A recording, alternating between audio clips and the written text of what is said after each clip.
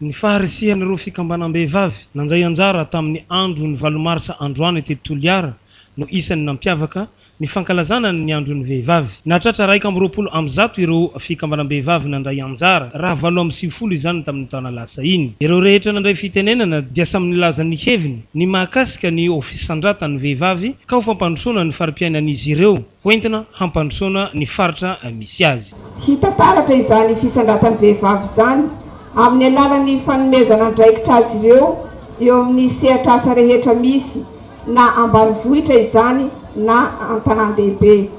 Izao anefa maro ireo vehivavy izay manana tetikasa isan-karazany mila fahatokisana sy fanohanana avy amintsika ahafahan'izy ireo manatanteraka izay vinavinan'asa nataon'izay ka ahafahany miara-miasa amin'ireo vehivavy namany. Avelao ny vehivavy andray anjara feno amin'ny fampandrosoana fa aza ilikilika mifameno ny anjara lahy sy ny vavy.